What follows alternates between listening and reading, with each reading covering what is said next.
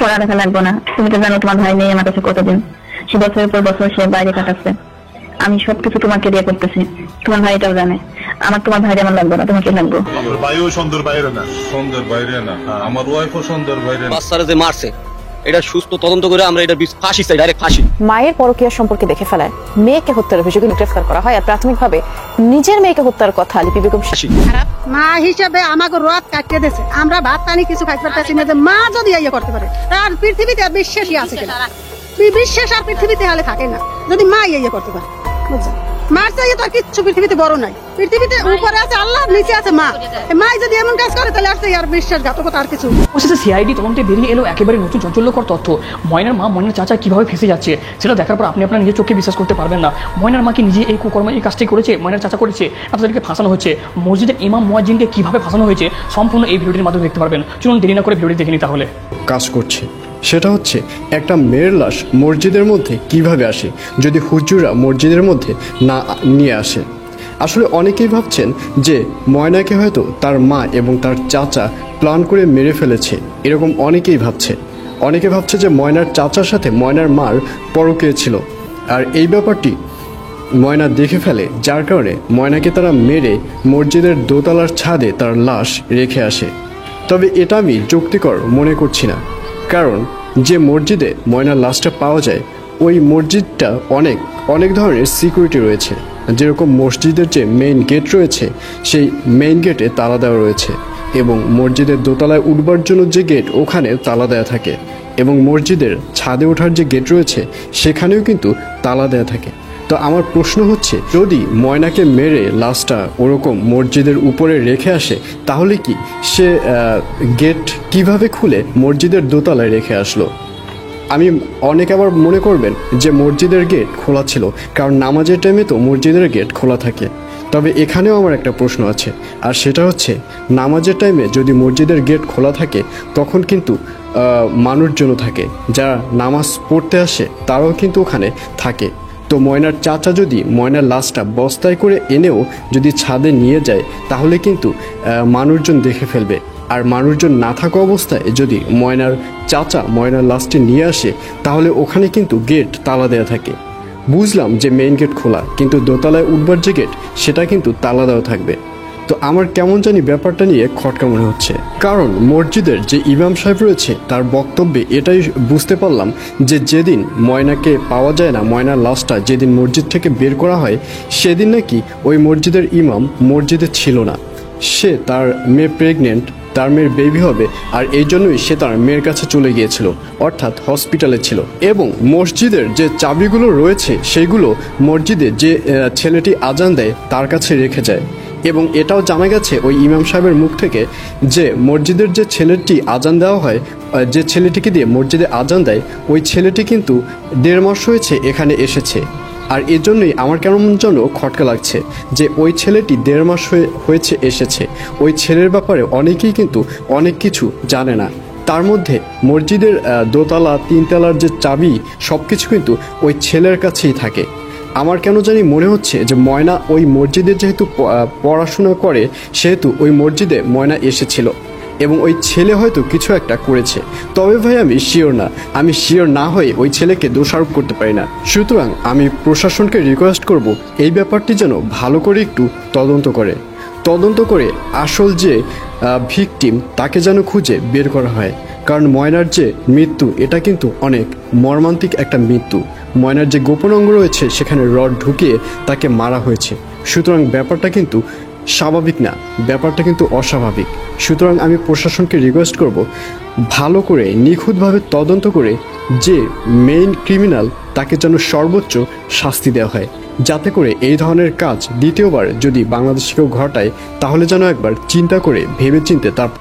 ময়নার বাবা মুখ ফসকে আবারও কিন্তু সত্য কথা বলে ফেললেন। শুনেন বন্ধুরা, সত্য কখনোই গোপন থাকে না। সত্য একদিন না একদিন প্রকাশ পাই। ময়নার বাবা যতই চাপানোর চেষ্টা করুক, যতই কথা ঘুরানোর চেষ্টা করুক, তার মুখ থেকে কিন্তু সত্যটা অটোমেটিকলি বের হয়ে আসছে। এই যে কালকের একটা সাক্ষাৎকারে, এই ভিডিওটা আমি আপনাদেরকে দিতে পারছি না যেহেতু এটা অন্যের ভিডিও। কালকে একটা সাক্ষাৎকারে ময়নার যখন ডায়েরি পাওয়া গেছে, ময়নার যখন ব্যাগটা পাওয়া গেছে, এই যে ময়নার যে ছবিটা, এই ছবিটার যে গোলাপি ভাইরাল ব্যাগটা, এই ব্যাগটা যখন ময়নার বাবা খুলতেছিলেন, ময়নার বাবার চোখে অটোমেটিকলি পানি চলে আসছে এবং সে কাঁদতেছিল। কাঁদতে কাঁদতে সে মুখ ফসকে এক পর্যায়ে বলে ফেলো, হায় রে নিষ্ঠুর মা রে, তুই কেমনে এমন করলি রে। এই নিষ্ঠুর মা সে কাকে বললেন? নিষ্ঠুর মা তো সে অবশ্যই ময়নার মাকেই বলেছেন, তাই না? শুনেন, যে কোনো জিনিস যা কিছু রটে তার কিছু হলেও কিন্তু ঘটে। মানুষ কিন্তু এমনি এমনি এই জিনিসটা বলে নাই যে সে তার চাচা দায়ী বা তার মা দায়ী, এমনি এমনি কিন্তু বলে নাই। এবং এই কথাটা কিন্তু প্রচার হয়েছে তাদের এলাকা থেকেই। এই কথাটা এই যে ময়না যেখানে থাকে সেখানকার এলাকা থেকে কিন্তু এই কথাটা প্রথম প্রচার হয়। এবং যে নিউজ গুলা হয় যে এরকম ময়নার সাথে যা যা হয়েছে, তার চাচা কি করেছে, তাকে কিভাবে করে তাকে দুনিয়া থেকে শেষ করে দিয়েছে, এটা কিন্তু তাদের এলাকা থেকে প্রচার হয়েছে।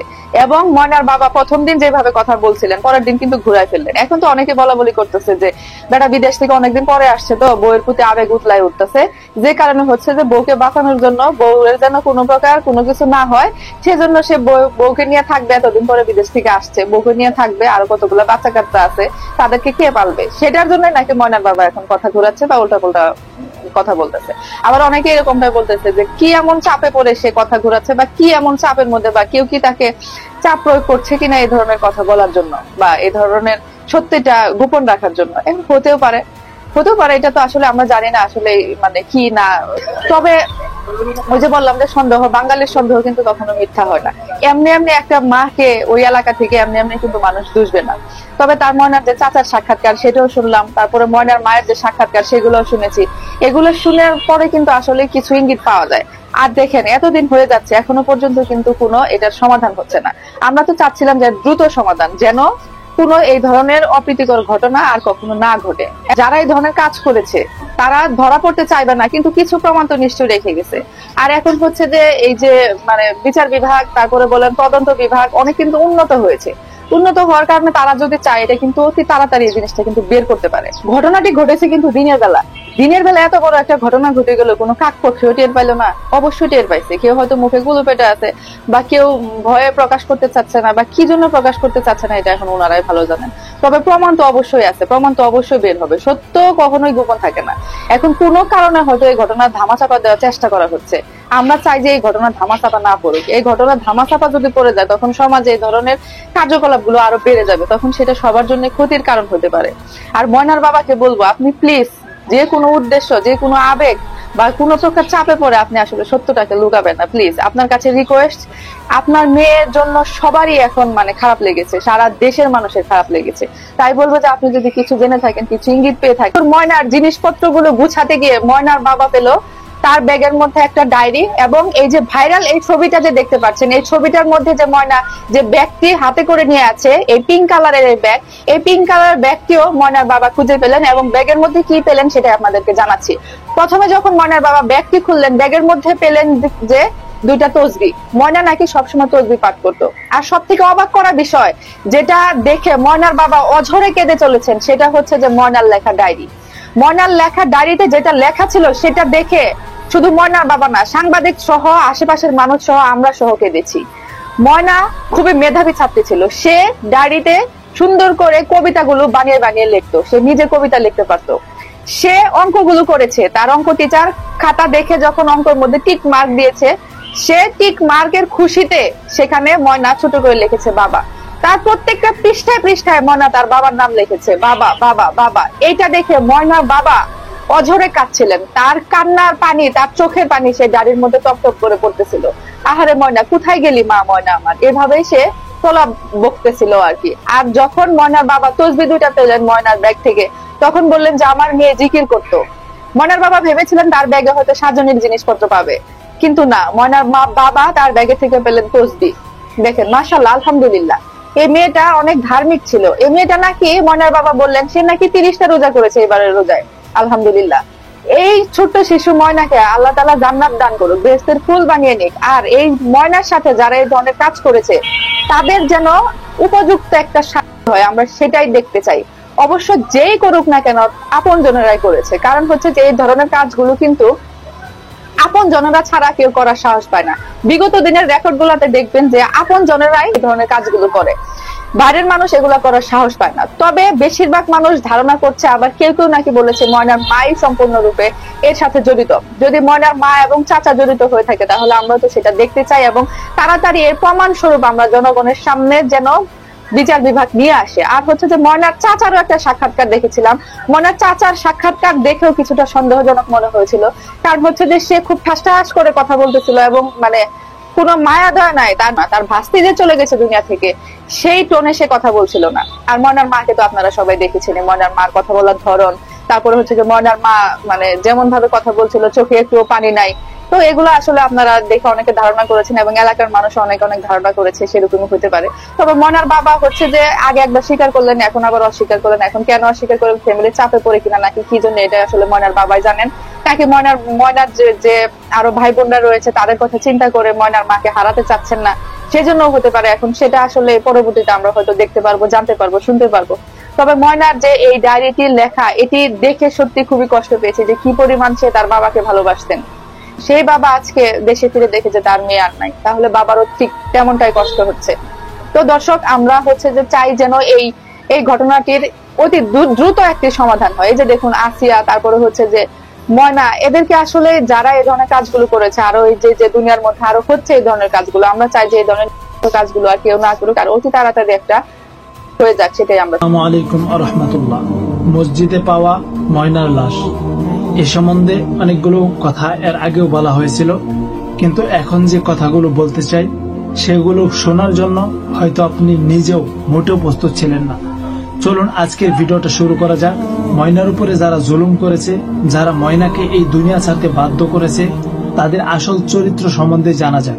একবার চিন্তা করুন, একটা মা কতটা নিষ্ঠুর হতে পারে, কতটা নিষ্ঠুর হলে এই সমস্ত কাজ করতে পারে। কি অবাক হচ্ছেন?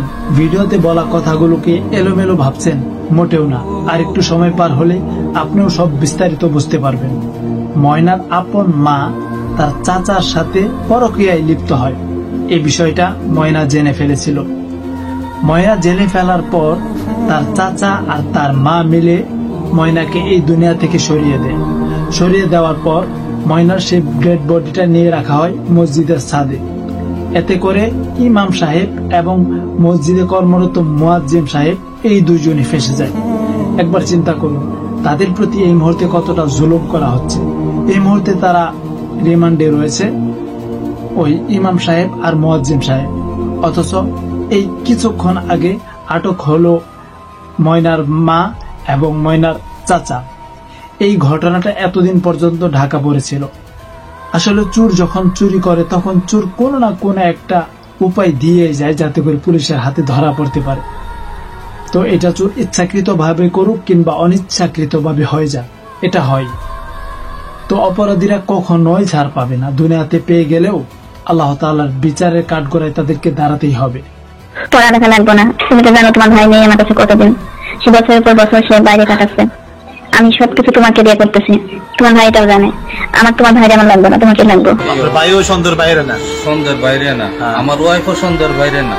দর্শক, ব্রাহ্মণবাড়িয়ার শিশু ময়না হত্যাকাণ্ডে এবার ফাঁস হয়েছে এমন এক কল রেকর্ড যা বদলে দিতে পারে পুরো মামলার গতিপথ। এই কল রেকর্ডে শোনা গেছে মা ও চাচার কথোপকথন, যেখানে তারা একটি সমস্যা দূর করার পরিকল্পনা করছিল, আর সেই সমস্যাটি ছিল ময়না। ভিডিওটি শেষ পর্যন্ত না দেখে গেলে আপনি পুরো ঘটনা বুঝতে পারবেন না, তাই এক সেকেন্ডও স্কিপ না করে ভিডিওটি দেখুন, কারণ এবার জানা গেছে এমন সব তথ্য যা গোপন রাখা হচ্ছিল এতদিন। দর্শক, ঘটনাটি ঘটেছে ব্রাহ্মণবাড়িয়ার সরাইল উপজেলার শাহবাজপুর ইউনিয়নে। মাদ্রাসা ছাত্রী, পঞ্চম শ্রেণীর শিক্ষার্থী মাইমুনা আক্তার ময়না, যার জীবনের যবনিকা টানা হয় নৃশংসভাবে। ৬ জুলাই সকাল থেকেই নিখোঁজ ছিল সে। পরদিন ৭ জুলাই সকালে তার বিবস্ত্র মরদেহ পাওয়া যায় গ্রামের একটি মসজিদের ২য় তলার কক্ষে। মরদেহে ছিল নির্যাতনের স্পষ্ট চিহ্ন। প্রাথমিকভাবে ধর্ষণের পর হত্যা করা হয়েছে বলে সন্দেহ পুলিশের। এই মর্মান্তিক ঘটনায় সেদিনই গ্রেফতার করা হয় মসজিদের ইমাম হামিদুল ইসলাম ও মুয়াজ্জিম সাইয়েদুল ইসলামকে, এবং ৯ জুলাই আদালত তাদের রিমান্ড মঞ্জুর করে। ইমামকে ৩ দিন এবং মুয়াজ্জিমকে ২ দিন। তবে এখানেই ঘটনার মোড় নেয় এক নতুন দিকে। পুলিশ জানায় রিমান্ডে পাওয়া তথ্য তদন্তে অগ্রগতি এনেছে। তবে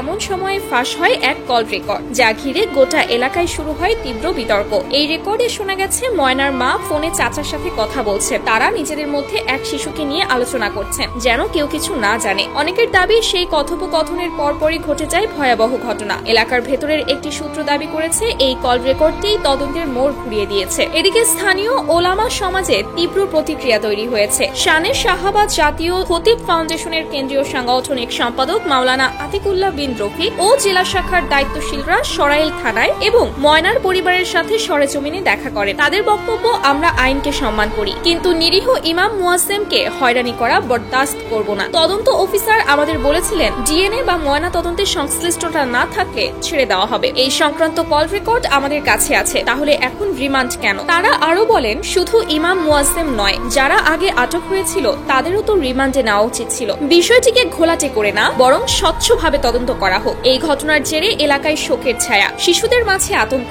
শিক্ষা প্রতিষ্ঠানে যেতে ভয় পাচ্ছে ছোটরা। এলাকাবাসী মানববন্ধন বিক্ষোভ করেছেন দোষীদের শাস্তির দাবিতে। বাদী পক্ষের আইনজীবী অ্যাডভোকেট নুরুজ্জামান লস্কর তোপো বলেন, এই নৃশংস হত্যাকাণ্ডে যারা জড়িত তাদের সর্বোচ্চ শাস্তির দাবিতে আমরা কাজ করছি। পরিবার যেন ন্যায় বিচার পায় সে লক্ষ্যেই আমরা আছি। দর্শক, ঘটনা যত সামনে আসছে ততই বিভক্ত হয়ে পড়ছে স্থানীয় জনমত। শাহবাজপুর ইউনিয়নে গিয়ে দেখা গেছে গ্রামের অনেকেই সরাসরি দাবি করছেন ময়নার মা নিপা বেগমই এই ঘটনার মূল হোতা। তাদের ভাষায়, একজন মা যেভাবে ঠান্ডা মাথায় মেয়েকে মেরে ফেলতে পারে তা ভাবলেও গা শিউরে ওঠে। তারা বলছেন মেয়ের অপরাধ ছিল শুধু একটাই, অবৈধ সম্পর্ক দেখে ফেলা, আর তাই তাকে চিরদিনের মতো চুপ করিয়ে দেওয়া হয়েছে। কিন্তু দর্শক, এটুকুতেই শেষ নয়। আরেকটি বড় অংশ বলছে পুরো বিষয়টি আসলে সাজানো মিডিয়া ট্রায়াল। তারা বলছেন আসল অপরাধীরা যাতে ধরা না পড়ে তাদের রক্ষা করতেই এখন ময়নার মাকে সামনে আনা হচ্ছে। তার বিরুদ্ধে নানা তথ্য ফাঁস করানো হচ্ছে, গল্প বানানো হচ্ছে, আর সামাজিকভাবে হেয় করা হচ্ছে। এই পক্ষের দাবি, প্রকৃত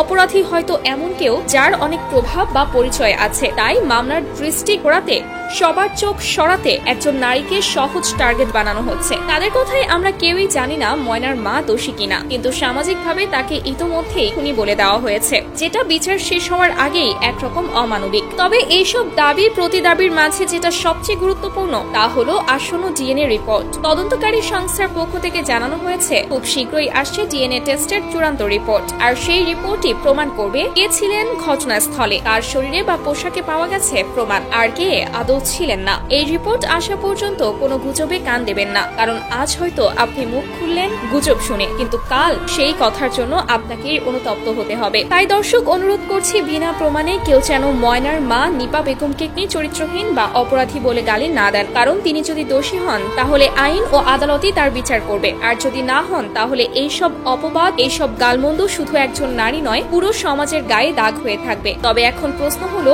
আপনার কি মনে হয়, নিপা বেগম কি সত্যিই দোষী, নাকি তিনিও কোনো বড় ষড়যন্ত্রের শিকার? বন্ধুরা, ভিডিওর মধ্যে আপনারা জানতে পেরে গেছেন যে ময়নার ঘটনাটা আসলে কেমন ভাবে ঘটেছে, কিন্তু মূল আসামিকে ধরার জন্য অবশ্যই দেশে সিআইডি এবং গোপন যে তদন্তকারী তারা আছে তারা অবশ্যই চেষ্টা করছে খুব তাড়াতাড়ি সেই আসামিকে ধরে নেবার জন্য। যদি সেই আসামি ভারতের মধ্যে পালিয়ে যায় তাহলে তাকেও সেখান থেকে নিয়ে আসবে, এটাই বলেছেন প্রধান উপদেষ্টা। বন্ধুরা, ভিডিওটি ভালো লাগলে লাইক করবেন, কমেন্টে জানিয়ে দেবেন। ধন্যবাদ, ভালো থাকেন, সুস্থ থাকেন, নিজেদের খেয়াল রাখবেন।